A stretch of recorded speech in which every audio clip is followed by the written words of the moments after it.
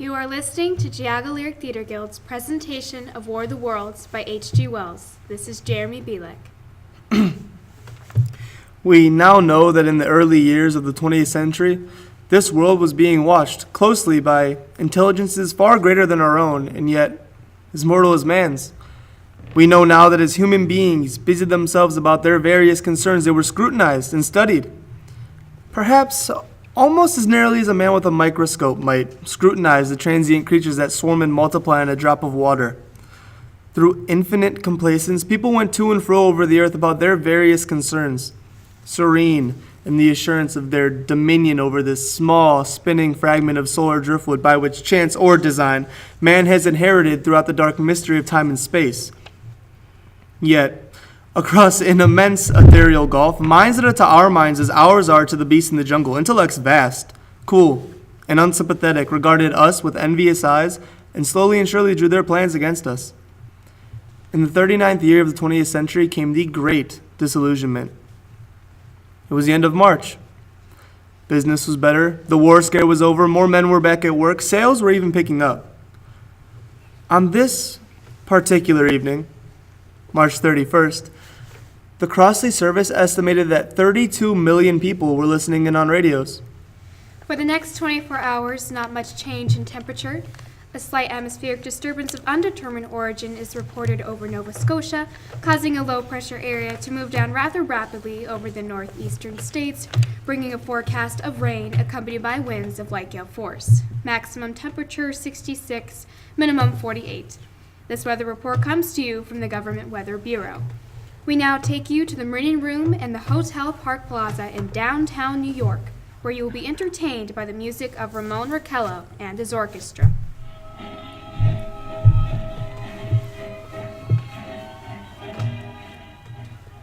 Good evening, ladies and gentlemen. From the Meridian Room in the Park Plaza in New York City, we bring you the music of Ramon Raquello and his orchestra. With a touch of the Spanish, Ramon Raquello leads off with La Comparsita.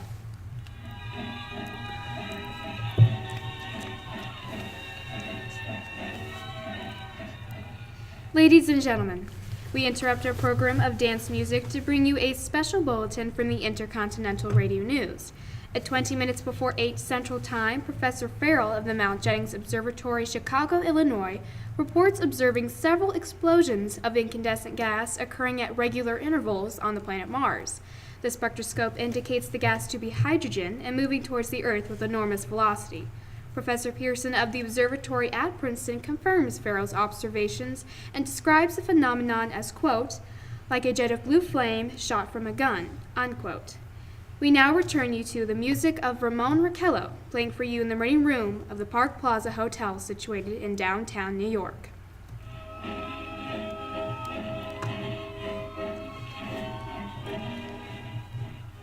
Now a tune that never loses its favor, the ever-popular Stardust, Ramon Raquello and his orchestra.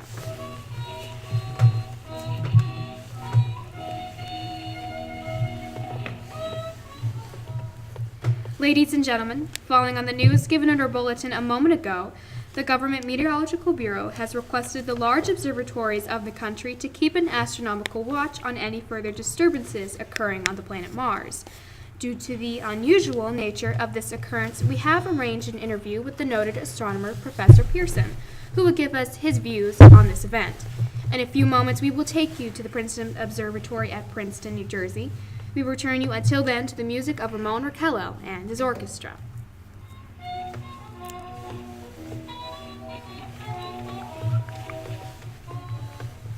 We are ready now to take you to the Princeton Observatory at Princeton, where Carl Phillips, our commentator, will interview Professor Richard Pierson, famous astronomer. We take you now to Princeton, New Jersey. Good evening, ladies and gentlemen. This is Carl Phillips, speaking to you from the observatory at Princeton. I am standing in a large, semicircular room, pitch black except for an oblong split in the ceiling. Through this opening, I can see a sprinkling of stars that cast a kind of frosty glow over the intricate mechanism of the huge telescope. The ticking sound you hear is the vibration of the clockwork. Professor Pierson stands directly above me on a small platform, peering through the giant lens. I ask you to be patient, ladies and gentlemen, during any delay that may arise during our interview. Besides his ceaseless watch of the heavens, Professor Pierson may be interrupted by telephone or other communications. During this period, he is in constant touch with the astronomical centers of the world. Professor, may I begin our questions? At any time, Mr. Phillips. Professor, would you please tell our radio audience exactly what you see as you observe the planet Mars through your telescope? Nothing unusual at the moment, Mr. Phillips. A red disk swimming in a blue sea. Transverse stripes across the disk. Quite distinct now because Mars happens to be the point nearest the Earth, in opposition as we call it. In your opinion, what do these transverse stripes signify, Professor Pierson? Not canals, I can assure you, Mr. Phillips.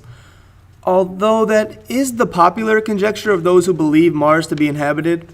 From a scientific viewpoint, the stripes are merely the result of atmospheric conditions peculiar to the planet. Then you're quite convinced, as a scientist, that living intelligence as we know it does not exist on Mars? I'd say the chances against it are 1,000 to 1. And yet, how do you account for these gas eruptions occurring on the surface of the planet at regular intervals? Mr. Phillips, I cannot account for it. By the way, Professor, for the benefit of our listeners, how far is Mars from the Earth? Approximately 40 million miles. Well, that seems a safe enough distance. Just a moment, ladies and gentlemen. Someone has just handed Professor Pierson a message. While he reads it, let me remind you that we are speaking to you from the observatory in Princeton, New Jersey, where we are interviewing the world-famous astronomer, Professor Pierson. One moment, please. Professor Pierson has passed me a message which he has just received. Professor, may I read the message to the listening audience? Certainly, Mr. Phillips. Ladies and gentlemen, I shall read you a wire addressed to Professor Pierson from Dr. Gray of the Natural History Museum, New York. 9:15 Eastern Standard Time. Seismograph registered shock of almost earthquake intensity occurring within a radius of 20 miles of Princeton. Please investigate. Signed, Lloyd Gray, Chief of Astronomical Division. Professor Pierson, could this occurrence possibly have something to do with the disturbances observed on the planet Mars? Hardly, Mr. Phillips. This is probably a meteorite of unusual size, and its arrival at this particular time is merely a coincidence. However, we shall conduct a search as soon as daylight permits. Thank you, Professor. Ladies and gentlemen, for the past 10 minutes, we've been speaking to you from the observatory at Princeton, bringing you a special interview with Professor Pierson, noted astronomer. This is Carl Phillips speaking. We now return you to our New York studio. Ladies and gentlemen, here is the latest bulletin from the Intercontinental Radio News, Toronto, Canada. Professor Morse of Macmillan University reports observing a total of 3 explosions on the planet Mars between the hours of 7:45 p.m. and 9:20 p.m. Eastern Standard Time. This confirms earlier reports received from American observatories. Now, nearer home comes a special announcement from Trenton, New Jersey. It is reported that at 8:50 p.m., a huge flaming object believed to be a meteorite fell on a farm in the neighborhood of Grover's Mill, New Jersey, 22 miles from Trenton. The flash in the sky was visible within a radius of several hundred miles, and the noise of the impact was heard as far north as Elizabeth. We have dispatched a special mobile unit to the scene, and we will have our commentator, Mr. Carl Phillips, give you a word description as soon as he can reach there from Princeton. We take you now to Grover's Mill, New Jersey. Ladies and gentlemen, this is Carl Phillips again at the Wilmuth Farm, Grover's Mill, New Jersey. Professor Pierson and myself made the 11 miles from Princeton in 10 minutes. Well, I hardly know where to begin. To paint for you a word picture of the strange scene before my eyes, like something out of a modern Arabian Nights. Well, I just got here. I haven't had a chance to look around yet. I guess that's it. Yes, I guess that's the thing. Directly in front of me, half buried in a vast pit. Must have struck with terrific force. The ground is covered with splinters of a tree it must have struck on its way down. What I can see of the object itself doesn't look very much like a meteor. At least, not the meteors I've seen. It looks more like a huge cylinder. It has a diameter of, what would you say, Professor Pierson? About 30 yards. About 30 yards. The metal in the sheath is, well, I've never seen anything like it. The color is sort of yellowish-white. Curious spectators now are pressing in close to the object in spite of the efforts of the police to keep them back. They're getting in front of my line of vision. Would you mind standing on one side, please? One side there! One side! While the policemen are pushing the crowd back, here's Mr. Wilmuth, owner of the farm here. He may have some interesting facts to add. Mr. Wilmuth, would you please tell the radio audience as much as you remember of this rather unusual visitor that dropped in your backyard? Step closer, please. Ladies and gentlemen, this is Mr. Wilmuth. Well, I was listening to the radio. Closer and louder, please. Pardon me? Louder, please, and closer. Yes, sir. Well, I was listening to the radio and kind of drowsing. That Professor fellow was talking about Mars, so I was half dozing and half... Yes, Mr. Wilmuth. Then what happened? As I was saying, I was listening to the radio kind of halfway. Yes, Mr. Wilmuth. And then you saw something. Not first off, I heard something. And what did you hear? A hissing noise like this, like a 4th of July rocket. Then what? Then I turned my head out the window and I would have sworn I was asleep and dreaming. Yes? Well, I seen a kind of greenish streak and then ZINGO! Something smacks the ground and it nearly knocked me clean out of my chair. Well, were you frightened, Mr. Wilmuth? Well, I don't know. I reckon I was kind of riled. Thank you, Mr. Wilmuth. Thank you. Want me to tell you some more? No, that's quite all right. That's plenty. Ladies and gentlemen, you've just heard Mr. Wilmuth, owner of the farm where this thing has fallen. I wish I could convey the atmosphere, the background of this fantastic scene. Hundreds of cars are parked in a field in back of us. Police are trying to rope off the roadway leading into the farm, but it's no use. They're breaking right through. Their headlights throw an enormous spot on the pit where the object's half buried. Some of the more daring souls are venturing near the edge. Their silhouettes stand out against the metal sheen. One woman wants to touch the thing. She's having an argument with a policeman. The policeman wins. Now, ladies and gentlemen, there's something I haven't mentioned in all this excitement, but it's becoming more distinct. Perhaps you've caught it already on your radio. Listen. Do you hear it? It's a curious humming sound that seems to come from inside the object. I'll move the microphone nearer. Now we're not more than 25 feet away. Can you hear it now? Oh, Professor Pierson. Yes, Mr. Phillips. Can you tell us the meaning of that scraping noise inside the thing? Possibly the unequal cooling of its surface? Do you still think it's a meteor, Professor? I don't know what to think. The metal casing is definitely extraterrestrial, not found on this Earth. Friction with the Earth's atmosphere normally tears holes in a meteorite. This thing is smooth, and as you can see, of cylindrical shape. Just a minute. Something's happening. Ladies and gentlemen, this is terrific. This end of the thing is beginning to flake off. The top is beginning to rotate like a screw. The thing must be hollow. Maybe this man inside trying to sleep. We need to open it. Let's open it. Look, she's off. The top's loose. Ladies and gentlemen, this is the most terrifying thing I have ever witnessed. Wait a minute. Someone's crawling out of the hollow top. Someone or something. I can see peering out of that black hole 2 luminous discs. Are they eyes? It might be a face. It might be. Good heavens, something's wriggling out of the shadow like a gray snake. Now it's another one. And another. They look like tentacles to me. There. I can see the thing's body. It's as large as a bear. It glistens like wet leather. But that face, it's indescribable. I can hardly force myself to keep looking at it. The eyes are black and gleam like a serpent. The mouth is V-shaped with saliva dripping from its rimless lips that seem to quiver and pulsate.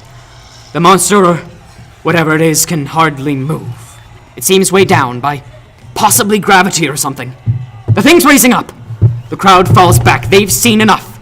This is the most extraordinary experience. I can't find words. I'm pulling this microphone with me as I talk. I'll have to stop the description until I've taken a new position. Hold on, I'll be back in a minute. We are bringing you an eyewitness account of what's happening on the Wilmuth Farm, Grover's Mill, New Jersey. We now return you to Carl Phillips at Grover's Mill. Here I am, back of a stone wall that adjoins Mr. Wilmuth's garden. From here, I get a sweep of the whole scene. I'll give you every detail as long as I can talk. As long as I can see. More state police have arrived. They're drawing up a cordon in front of the pit, about 30 of them. No need to push the crowd back now. They're willing to keep their distance. The captain is conferring with someone. We can't quite see who. Oh, yes, I believe it's Professor Pierson. Yes, it is. Now they've parted. The professor moves around one side, studying the object, while the captain advances with something in his hands. I can see it now. It's a white handkerchief tied to a pole. A flag of truce. If those creatures know what that means. What anything means. Wait! Something's happening! A humped shape is rising out of the pit. I can make out a small beam of light against a mirror. What's that? There's a jet of flame springing from that mirror, and it leaps right at the advancing men. It strikes them head on. Good God, they're turning into flame. Now the whole field's caught fire. The woods, the barns, the gas tanks of automobiles. It's spreading everywhere. It's coming this way. About 20 yards to my right. Ladies and gentlemen, Due to circumstances beyond our control, we are unable to continue the broadcast from Grover's Mill. Evidently, there's some difficulty with their field transmission. However, we will return you to that point at the earliest opportunity. In the meantime, we take you to San Diego, California, where Professor Endicoffer, speaking at a dinner of the California Astronomical Society, expressed the opinion the explosions on Mars are undoubtedly nothing more than severe volcanic disturbances on the surface of the planet. We continue now with our piano interlude.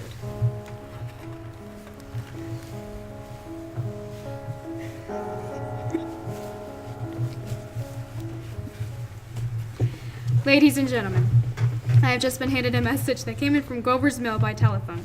Just a moment. At least 40 people, including 6 state troopers, lie dead in a field east of the village of Grover's Mill. Their bodies burned and distorted beyond all possible recognition.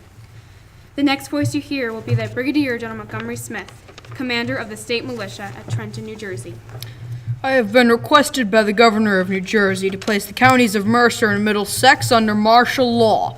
No one will be permitted to enter this area except by special pass issued by military or state authorities. 4 companies of state militia are proceeding from Trenton to Grover's Mill and will aid in the evacuation of homes within military operations. Thank you. You have just been listening to General Montgomery Smith commanding the state militia at Trenton. In the meantime, further details of the catastrophe at Grover's Mill are coming in. The strange creatures, after unleashing their deadly assault, crawled back in their pit and made no attempt to prevent the efforts of firemen to recover the bodies and extinguish the fire. Combined fire departments of Mercer County are fighting the flames which menace the entire countryside. We have been unable to establish any contact with our mobile unit at Grover's Mill, but we hope to be able to return you there at the earliest possible moment. In the meantime, we take you... Just one moment, please. Ladies and gentlemen, I have just been informed that we have finally established communication with an eyewitness of the tragedy. Professor Pierson has been located at a farmhouse near Grover's Mill, where he has established an emergency observation post. As a scientist, he will give you his explanation of the calamity. The next voice you hear will be that of Professor Pierson, brought to you by Direct Wire, Professor Pierson. As for the creatures in the rocket cylinder at Grover's Mill, I can offer you no authoritative information either as to their nature, their origin, or their purposes here on Earth. As to their destructive instrument, I might venture some conjectural explanation. For want of a better term, I shall refer to the mysterious weapon as a heat ray. It's all too evident that these creatures have scientific knowledge far in advance of our own. It is my guess that in some way they are able to generate an intense heat in a chamber of practically absolute non-conductivity. This heat they project against any object they choose by means of a polished parabolic mirror of unknown composition, much as the mirror of a lighthouse reflects a beam of light. That is my conjecture of the origin of the heat ray. Thank you, Professor Pierson. Ladies and gentlemen, here is a bulletin from Trenton. It is a brief statement informing us that the charred body of Carl Phillips has been identified in a Trenton hospital. Now, here's another bulletin from Washington, D.C. Office of the Director of the National Red Cross reports 10 units of Red Cross emergency workers have been assigned to the headquarters of the state militia stationed outside of Grover's Mill, New Jersey. Here's a bulletin from State Police, Princeton Junction. The fires at Grover's Mill and vicinity now under control. Scouts report all quiet in the pit and no sign of life appearing from the mouth of the cylinder. And now, ladies and gentlemen, we have a special statement from Mrs. Harriet McDonald, Vice President in charge of operations. We received a request from the militia at Trenton to place at their disposal our entire broadcasting facilities. In view of the gravity of the situation and believing that radio has the responsibility to serve the public interests at all times, we are turning over our entire facilities over to the state militia at Trenton. We take you now to the field headquarters of the state militia near Grover's Mill, New Jersey. This is Captain Lansing of the Signal Corps attached to the state militia, now engaged in military operations in the vicinity of Grover's Mill. Situation arising from the reported presence of certain individuals of unidentified nature is now under complete control. The cylindrical object, which lies in a pit directly below our position, is surrounded on all sides by 8 battalions of infantry, without heavy field pieces, but adequately armed with rifles and machine guns. All cause for alarm, if such cause ever existed, is now entirely unjustified. The things, whatever they are, do not even venture to poke their heads above the pit. I can see their hiding place plainly in the glare of the searchlights here. With all their reported resources, these creatures can scarcely stand up against heavy machine gun fire. Anyway, it's an interesting outing for the troops. I can make out their khaki uniforms crossing back and forth in front of the lights. It looks almost like a real war. There appears to be some slight smoke in the woods bordering the Millstone River. Probably fire started by campers. Well, we ought to see some action soon. One of the companies is deploying on the left flank. A quick thrust and it'll all be over. Now wait a minute. I see something on top of the cylinder. No, it's nothing but a shadow. Now the troops are on the edge of the Wilmuth farm. 7,000 armed men closing in on an old metal tub. Wait, that wasn't a shadow. It's something moving. Solid metal. Kind of a shield-like affair rising up out of the pit. It's going higher and higher. Why, it's standing on legs, actually rearing up on a sort of metal framework. Now it's reaching above the trees and the searchlights are on it. Hold on! Ladies and gentlemen, I have a grave announcement to make. Incredible as it may seem, both the observations of science and the evidence of our eyes lead to the inescapable assumption that those strange beings who landed in the Jersey farmlands tonight are the vanguard of an invading army from the planet Mars. The battle which took place tonight at Grover's Mill has ended in one of the most startling defeats ever suffered by an army in modern times. 7,000 men armed with rifles and machine guns pitted against a single fighting machine of the invaders from Mars. 120 known survivors. The rest strewn over the battle area from Grover's Mill to Plainsboro, crushed and trampled to death under the metal feet of the monster or burned to cinders by its heat ray. The monster is now in control of the middle section of New Jersey and has effectively cut the state through its center. Communication lines are down from Pennsylvania to the Atlantic Ocean. Railroad tracks are torn and service from New York to Philadelphia discontinued, except running some of the trains to Allentown and Phoenixville. Highways to the north, south, and west are clogged with frantic human traffic. Police and Army reserves are unable to control the mad flight. By morning, the fugitives will have swelled Philadelphia, Camden, and Trenton. It is estimated to twice their normal population. Martial law prevails throughout New Jersey and eastern Pennsylvania. At this time, we take you now to Washington for a special broadcast on the national emergency. The Secretary of the Interior. Citizens of the nation, I shall not try to conceal the gravity of the situation that now confronts the country, nor the concern of your government in protecting the lives and property of its people. However, I wish to impress upon you, private citizens and public officials all, the urgent need of calm and resourceful action. Fortunately, this formidable enemy is still confined to a comparatively small area, and we may place our faith in the military forces to keep them there. In the meantime, placing our faith in God, we must continue the performance of our duties, each and every one of us, so that we may confront this destructive adversary with a nation united, courageous, and consecrated to the preservation of human supremacy on this earth. I thank you. You have just heard the Secretary of the Interior speaking from Washington. Bulletins too numerous to read are piling up in the studio here. We are informed that the central portion of New Jersey is blacked out from radio communication due to the effect of the heat ray upon power lines and electrical equipment. Here is a special bulletin from New York. Cables received from English, French, German scientific bodies offering assistance. Astronomers report continued gas outbursts at regular intervals on planet Mars.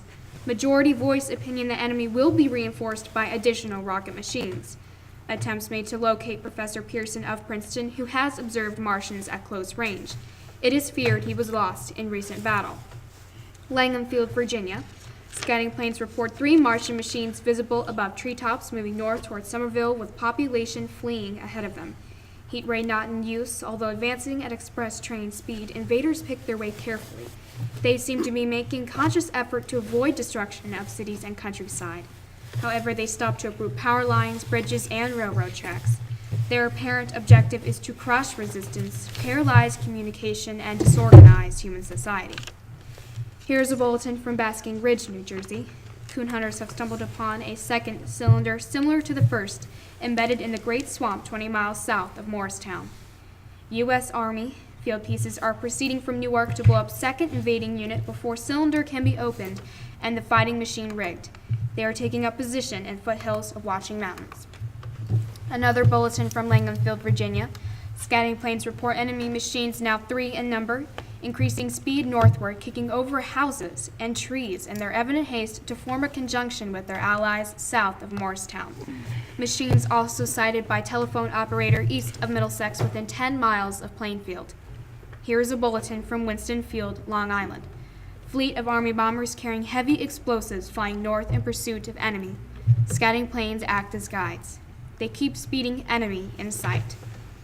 Just a moment, please, ladies and gentlemen. We've run special wires to the artillery line in adjacent villages to give you direct reports in the zone of the advancing enemy. First, we take you to the battery of the 22nd Field Artillery located in the Watching Mountains. Range, 32 meters. 32 meters. Projection, 39 degrees. 39 degrees. Fire! 140 yards to the right, sir. Shift range, 31 meters. 31 meters. Projection, 27 degrees. 27 degrees. Fire! It's a hit, sir. We got the tripod of one of them. They've stopped. The others are trying to repair it. Quick, get the range. Shift 50, 30 meters. 30 meters. Projection, 27 degrees. 27 degrees. Fire! Can't see the shell land, sir. They're letting off a smoke. What is it? A black smoke, sir, moving this way.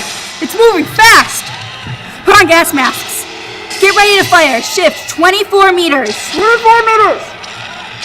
Projection, 24 degrees. 24 degrees. Fire! Still can't see, sir. The smoke's coming nearer. Get that.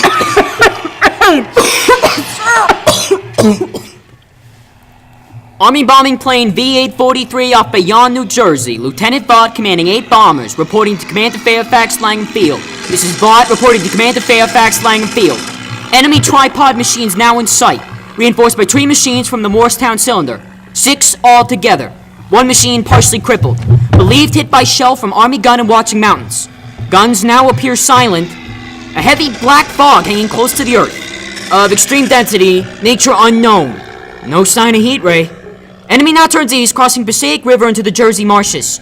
Another straddles the Pulaski Skyway. Evident objective is New York City. They're pushing down a high-tension power station. The machines are close together now and are ready to attack. Planes circling, ready to strike. 1,000 yards and we'll be over the first. 800 yards. 600. 400. 200. There they go! The giant arm raised. Green flash, they're spraying us with flame. 2,000 feet, engines are giving out. No chance to release bombs. Only one thing left. Drop on them. Plane and all. We're diving on the first one. Now the engine's gone!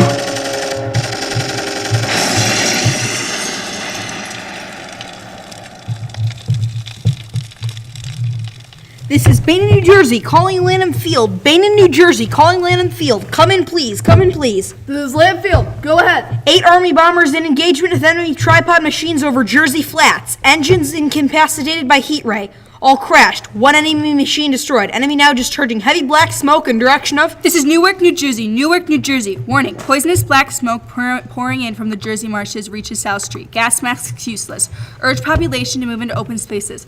Automobiles use Route 7, 23, and 24. Avoid congested areas. Smoke now spreading over Raymond Boulevard. This is 2X2L, calling CQ. 2X2L, calling 8X3R. Come in, please. Come in, please. This is XCR. Go ahead. 8X3R? What's the matter, 8X3R? What's wrong? I'm speaking from the roof of the Broadcasting Building, New York City. The bells you hear are ringing to warn the people to evacuate the city as the Martians approach. Estimated in the last 2 hours, 3 million people have moved out along the roads to the north. Hutchinson River Parkway still kept open for motor traffic. Avoid bridges to Long Island, hopelessly jammed. All communication with Jersey Shore closed 10 minutes ago. No more defenses. Our army wiped out, artillery, Air Force, everything wiped out. This may be the last broadcast. We'll stay here until the end. People are holding a service below us in the cathedral. Now I look down the harbor. All manner of boats overloaded with fleeing population pulling out from the docks. Streets are all jammed. Noise and crowds like New Year's Eve in the city. Wait a minute. Enemy now in sight above the palisades. 5 great machines. First one is crossing river. I can see it from here, wading the Hudson like a man wading through a brook. A bulletin's been handed to me. Martian cylinders are falling all over the country. One outside Buffalo, one Chicago, St. Louis. Seems to be timed in space. Now the first machines reach the shore. He stands watching, looking over the city. His steel callous head is even with the skyscrapers. He waits for the others. They rise like a line of new towers on the city's west side. Now they're lifting their metal hands. This is the end now. Smoke comes out, black smoke, drifting over the city. People in the streets see it now. They're running towards the East River, thousands of them, dropping in like rats. Now the smoke's spreading faster. It's reached Times Square. People trying to run away from it, but it's no use. They're falling like flies. Now the smoke's crossing 6th Avenue, 5th Avenue. 100 yards away. It's 50 feet. This is 2X2L calling CQ. 2X2L calling 8X3R. 2X2L calling anyone. Isn't there anyone on the air? Isn't there anyone?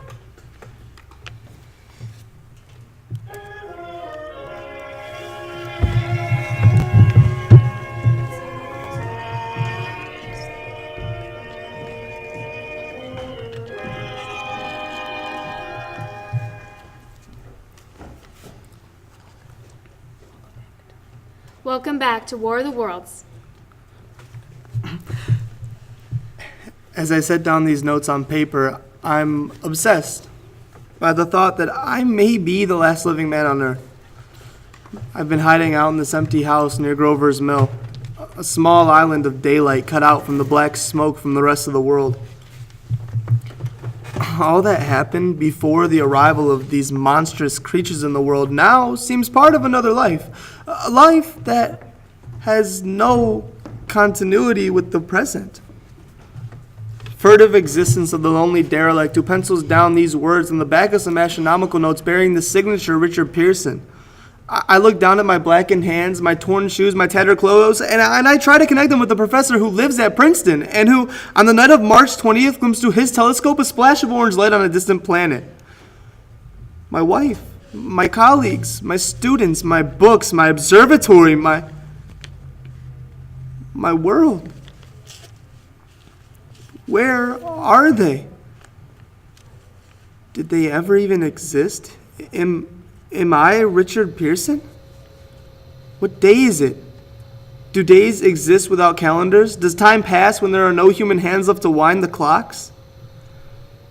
In writing down my daily life, I tell myself that I shall preserve human history between the dark covers of this little book that was meant to record the movements of the stars. But to write, I must live. And to live, I must eat.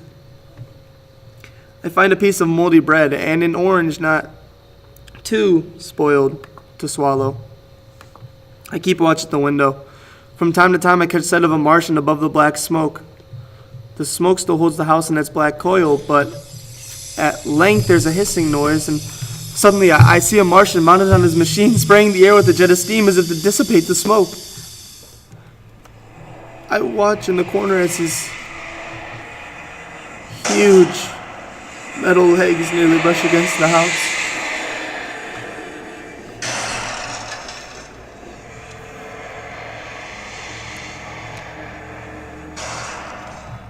Exhausted by terror,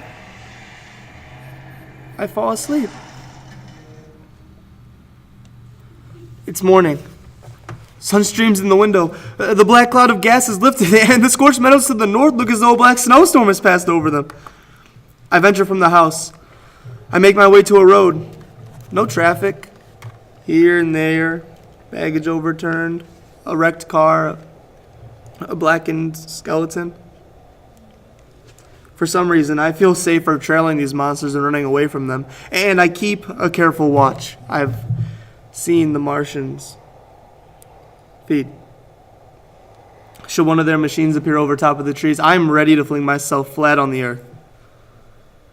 I come to a chestnut tree. Chestnuts are ripe. I fill my pockets. I must keep alive.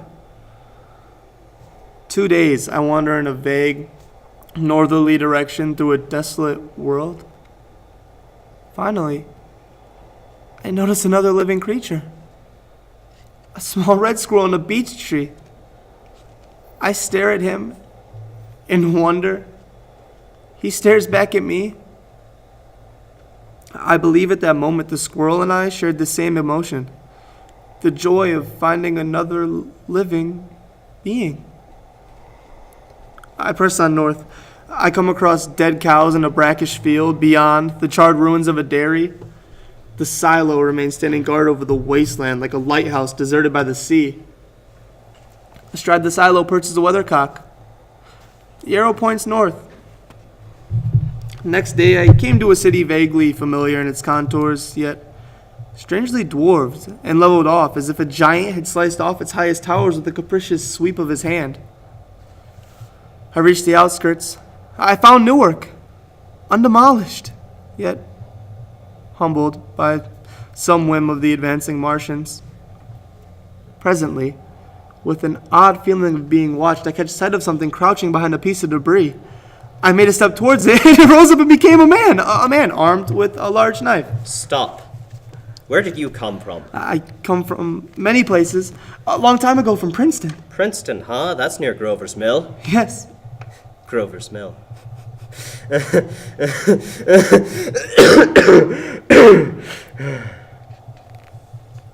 There's no food here. This is my country. All this end of town, down to the river. There's only food for one. Which way are you going? I don't know. I guess I'm looking, well, for people. What was that? Did you hear something just then? Only a bird. A live bird. You get to know that birds have shadows these days. Say, we're in the open here. Let's come in this doorway and talk. Have you seen any Martians? They've gone over to New York. At night, the sky's alive with their lights, almost as if people were still living in it. By daylight, you can't see them, though. 5 days ago, a group of them carried something big across the flats from the airport. I believe they're learning how to fly. Fly? Yeah, fly. Then it's all over with humanity. Stranger, there's still you and I. The two of us left. They got themselves in solid. They wrecked the greatest country in the world. Those green stars, I bet they're falling somewhere every night. They've only lost one machine. There isn't anything to do. We're done. We're licked. Where were you? You're in a uniform. What's left of it? I was in the militia, yeah. National Guard. That's good. Wasn't any more war there, any more than there's a war between men and ants. And we're eatable ants. I found that out. Say, what will they do with us? I've thought it all out. Right now, we're caught as we're wanted.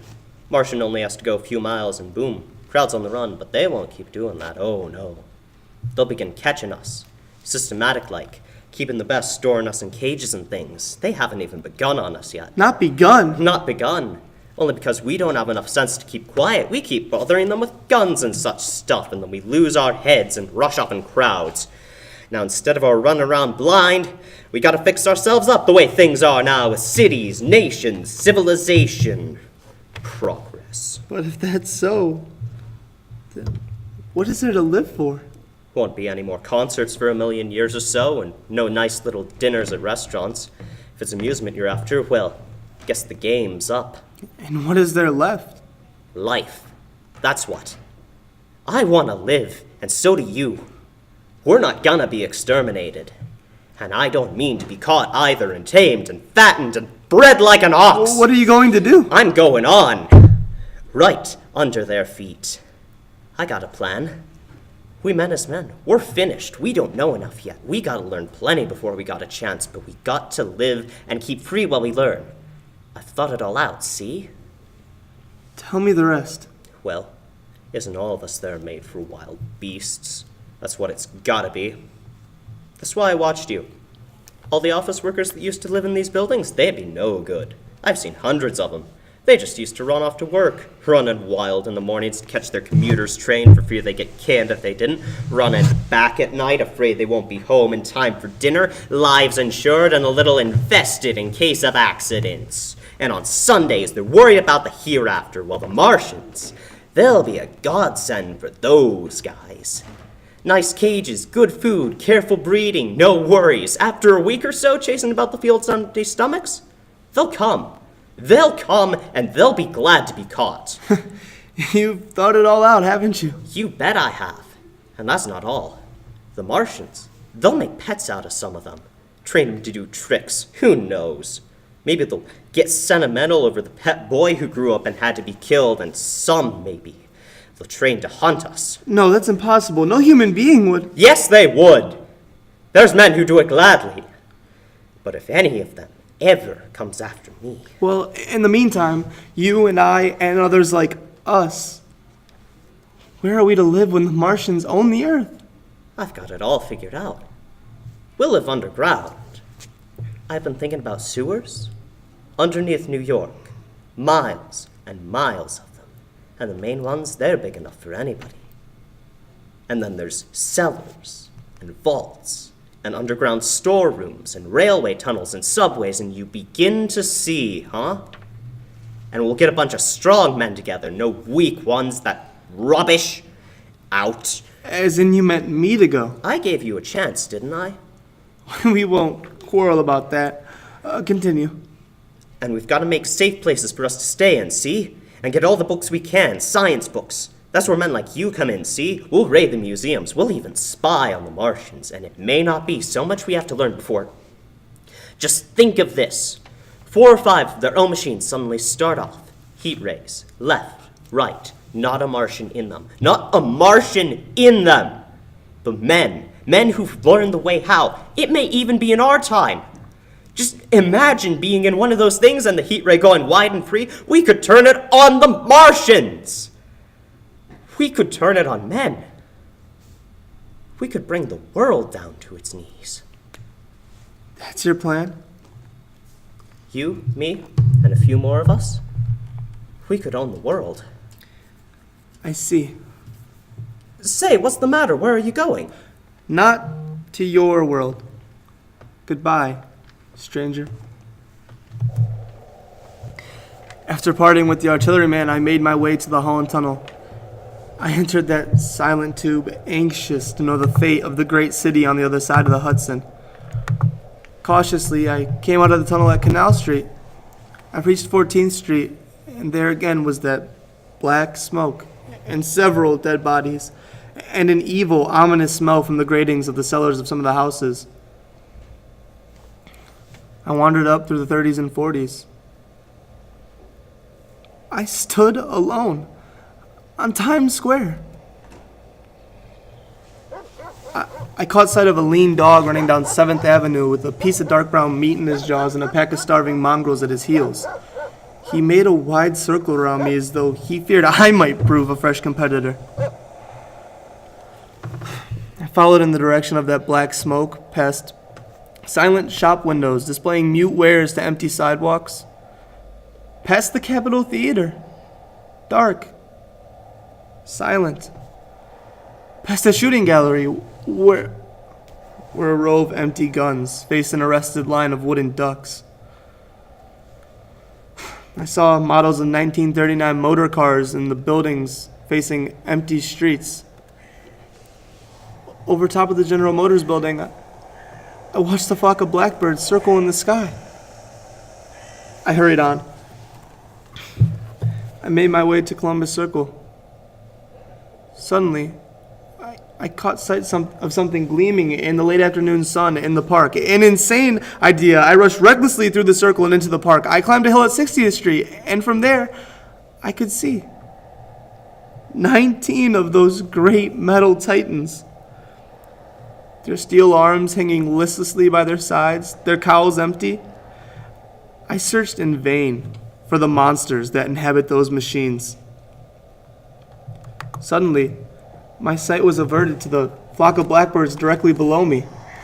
They circled to the ground, and there, before my eyes, lay the Martians, with the hungry birds pecking and tearing brown shreds of flesh from their dead bodies.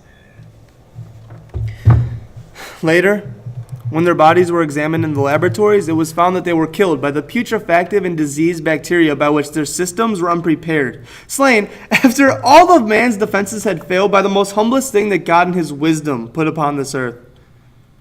You know, before the cylinder fell, there was a general persuasion that through all the deep of space, no life existed beyond the petty surface of our minute sphere. Now, we see further. Dim and wonderful is the vision I've conjured up in my mind of life spreading slowly from this little seabed of a solar system throughout the inanimate vastness of sidereal space, but that is only a remote dream. It may be that the death of the Martians is only a reprieve. To them, and not to us, the future is ordained, perhaps. Strange it now seems to sit in my peaceful study at Princeton, writing down these last few words of a manuscript started at a deserted farm in Grover's Mill. Strange to look through my window and see that the university spires dim and blue through an April haze. Strange to see children playing in the streets. Strange to see young people strolling on the green, where the new green grass heals the last black scars of a bruised earth. Strange to see the sightseers enter museums where the disassembled parts of a Martian machine are kept on public view. Strange, when I recall the time that I first saw it. Bright, clean cut, stark, and silent, on the dawn of that last great day.